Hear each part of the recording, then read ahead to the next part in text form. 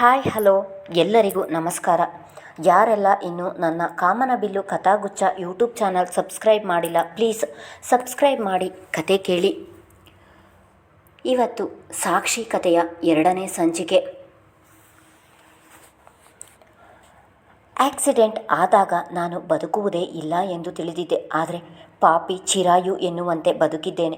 ಆದರೂ ಯಾತಕ್ಕಾಗಿ ಈ ಬದುಕು? ಯಾರಿಗಾಗಿ ಈ ಬದುಕು?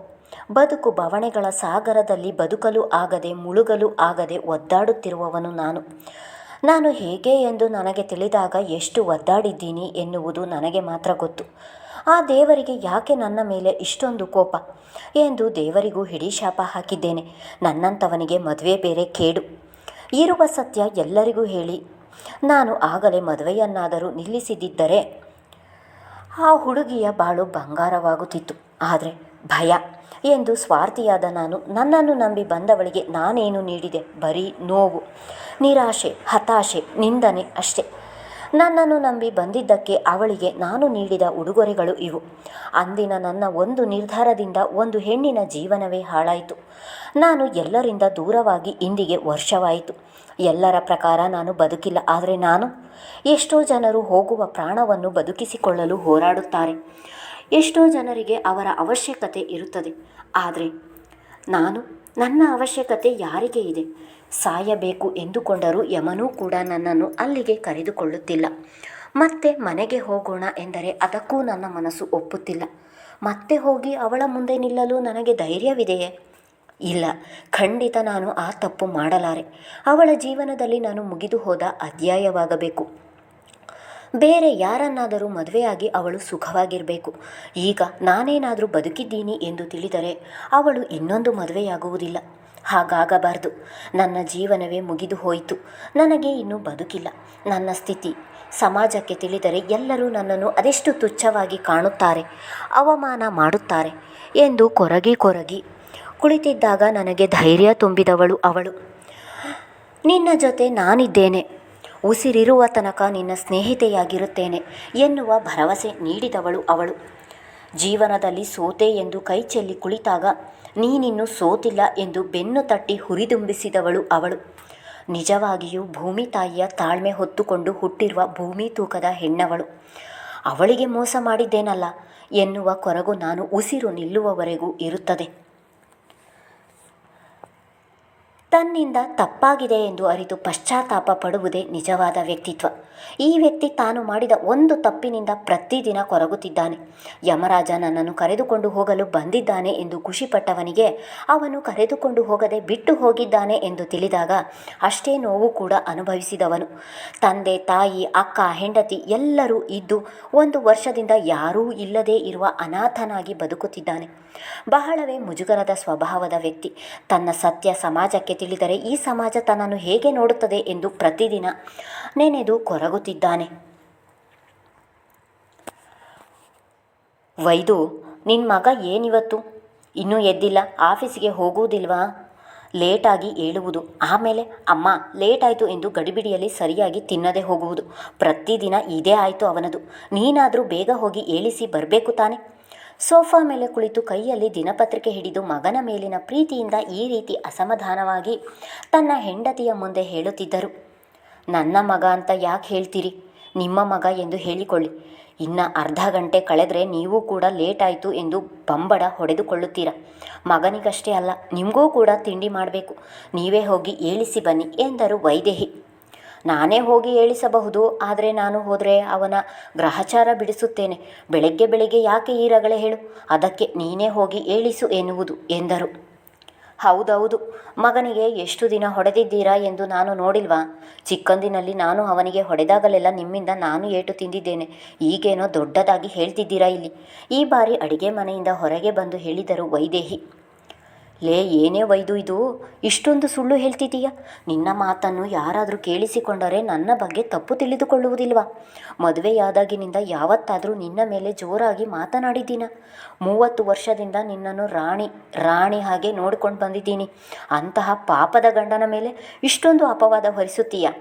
ಈ ಬಾರಿ ಕೈಯಲ್ಲಿ ಹಿಡಿದಿದ್ದ ಪೇಪರ್ ಮಡಿಸಿ ಸೋಫಾ ಮೇಲೆ ಇಡುತ್ತಾ ಪಾಪದ ಮುಖ ಮಾಡಿ ಹೇಳಿದರು ಗುರುರಾಜ್. ಹ್ಞೂ, ಕಾಲು ಭೂಮಿಯ ಮೇಲೆ ನಡೆಯಲು ಬಿಡದೆ ರಾಣಿ ಹಾಗೆ ಹೊತ್ತು ಮೆರೆಸಿದ್ದೀರ. ಹೋಗಿ ನಿಮ್ಮ ಮಗನನ್ನು ಏಳಿಸಿ ಎಂದು ಕೋಪದಲ್ಲಿಯೇ ಹೇಳಿ ಮತ್ತೆ ಅಡಿಗೆ ಮನೆಗೆ ನಡೆದರು. ಲೇ ವೈದು, ರಾಣಿಯ ಹಾಗೆ ನೋಡಿಕೊಳ್ಳುವುದು ಎಂದರೆ ಅರಮನೆಯಲ್ಲಿಯೇ ಇರಿಸಬೇಕಾಗಿಲ್ಲ ಕಣೆ. ನನ್ನ ಹೃದಯದ ಅರಮನೆಯನ್ನೇ ಕೊಟ್ಟಿಲ್ಲವಾ, ಇನ್ನೇನು ಬೇಕು ಹೇಳು ಎಂದುಕೊಂಡು ಅಡಿಗೆ ಮನೆಗೆ ಹೋದವರು ಹೆಂಡತಿಯ ಕೈ ಹಿಡಿದು ಕರೆದುಕೊಂಡು ಬಂದು ಸೋಫಾ ಮೇಲೆ ಕೂರಿಸಿ, ಹಾಯಾಗಿ ಕುಳಿತಿರು ನೀನು ರಾಣಿಯ ಹಾಗೆ, ಮಹಾರಾಣಿಯ ಹಾಗೆ, ಆಯಾಸ ಪಡದಿರು ಇನ್ನು ಕೂಗುತ್ತ ಹೀಗೆ, ಎಲ್ಲ ಕೆಲಸ ಮಾಡಿ ಮುಗಿಸುವೆ ನೀನೇ ಆಗ ಮೆಚ್ಚಿಕೊಳ್ಳುವೆ ತರರಂ ತರರಂ ಎಂದು ರಾಜ್ಕುಮಾರ್ ಅವರ ಹಾಡನ್ನು ಹೇಳುತ್ತಾ ಅಡಿಗೆ ಮನೆಗೆ ಹೋಗಿದ್ದರು ಗುರುರಾಜ್. ಮದುವೆಯಾದಾಗಿನಿಂದ ಅವರಿಗೆ ಒಂದು ಲೋಟ ಕಾಫಿ ಮಾಡಿ ಕೂಡ ಗೊತ್ತಿಲ್ಲ. ಅಂಥದ್ದರಲ್ಲಿ ತನ್ನ ಗಂಡ ಅಡಿಗೆ ಮನೆಗೆ ಹೋಗುತ್ತಿರುವುದನ್ನು ನೋಡಿ ಹಣೆ ಬಡಿದುಕೊಂಡವರು ಅವರ ಹಿಂದೆಯೇ ಹೋಗಿ, ನೀವು ಏನು ಮಾಡುವುದು ಬೇಡ, ಏನೋ ಮಾಡಲು ಹೋಗಿ ಅದು ಇನ್ನೊಂದು ಆಗಿ ಆಮೇಲೆ ಅದು ನನ್ನ ತಲೆಗೆ ಬರುತ್ತದೆ, ನೀವು ಹೋಗಿ ಕುಳಿತುಕೊಳ್ಳಿ, ನಾನೇ ಮಾಡ್ತೀನಿ ಎಂದು ಅವರನ್ನು ಕೈ ಹಿಡಿದು ಸೋಫಾ ಮೇಲೆ ಕೂರಿಸಿದವರು ತನ್ನ ಮಗನನ್ನು ಏಳಿಸಲು ಹೋದರು. ಲೋ ಅನು, ಟೈಮ್ ಎಷ್ಟಾಗಿದೆ ಗೊತ್ತಾ, ಎದ್ದು ಸ್ನಾನ ಮಾಡಿ ತಿಂಡಿ ತಿಂದು ನೀನು ಹೊರಡೋದು ಎಷ್ಟೊತ್ತಾಗುತ್ತೆ ಗೊತ್ತಾ, ಏಳೋ ಮೇಲೆ ಎಂದು ಹೇಳುತ್ತಲೇ ಅವನು ಮುಖದ ತುಂಬ ಹೊದ್ದಿದ್ದ ರಗ್ಗನ್ನು ಸರಿಸಿದರು. ಒಳ್ಳೆ ಕನಸು ಕಾಣ್ತಿದ್ದೆ, ಏನಮ್ಮ ನೀನು ಎಲ್ಲ ಹಾಳು ಮಾಡಿದೆ ಎಂದು ಗೊಣಗಿಕೊಂಡೇ ಕಣ್ಣು ಬಿಟ್ಟಿದ್ದನು.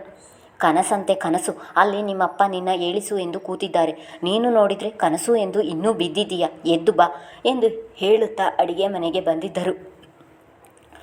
ಆಕಳಿಸುತ್ತಾ ಮೈ ಮುರಿದುಕೊಂಡು ಎದ್ದವನು ಅರೆಗಣ್ಣು ಮಾಡಿಕೊಂಡು ತನ್ನ ತಂದೆಯ ಬಳಿ ಬಂದು ಕುಳಿತು, ಅಪ್ಪ, ಅಮ್ಮನಿಗೆ ಯಾಕೆ ಏಳಿಸಲು ಹೇಳಿದ್ರಿ, ನನ್ನ ಗರ್ಲ್ ಫ್ರೆಂಡ್ ಜೊತೆ ಒಳ್ಳೆ ಕನಸು ಕಾಣ್ತಿದ್ದೆ, ಅಮ್ಮ ಎಲ್ಲವನ್ನು ಹಾಳು ಮಾಡಿದರು ಎಂದು ತಂದೆಯ ಬಳಿ ದೂರು ಹೇಳುತ್ತಾ ಅವರ ಭುಜಕ್ಕೆ ಒರಗಿ ಕಣ್ಣು ಮುಚ್ಚಿದನು ಮಗುವಿನ ಹಾಗೆ. ನೀವು ಅಪ್ಪ ಮಗ ಎಷ್ಟು ನಾಟಕ ಆಡ್ತೀರಾ ಅಂದರೆ ನಿಮ್ಮಿಬ್ಬರ ಮಧ್ಯ ನಾನು ಚಟ್ನಿ ಆಗೋದಂತೂ ಗ್ಯಾರಂಟಿ. ಕನಸು ಕಾಣ್ತಿದ್ದಂತೆ, ಕನಸು ಬರೀ ಕನಸು ಕಾಣುವುದಷ್ಟೇ ಆಯಿತು.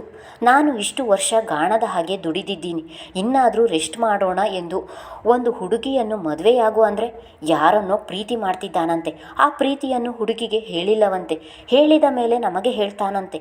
ವಯಸ್ಸಿಗೆ ಬಂದ ಮಗ ಆಡೋ ಮಾತಾ ಇದು ಎಂದು ವೈದೇಹಿ ಅವರು ಅಸಮಾಧಾನದಲ್ಲಿ ಹೇಳುತ್ತಿದ್ದರೆ ಗುರುರಾಜ್ ಅವರು, ಏನು ಹೇಳಿದೆ ಮಗನೇ, ನಿನ್ನ ಹುಡುಗಿಯ ಜೊತೆ ಕನಸು ಕಾಣುತ್ತಿದ್ದ, ಏನು ಕನಸು ಬಿತ್ತು, ನೀನು ಅವಳಿಗೆ ನಿನ್ನ ಪ್ರೀತಿಯನ್ನು ಹೇಳಿಬಿಟ್ಟ ಎಂದು ಕಣ್ಣರಳಿಸಿ ಕೇಳಿದರು.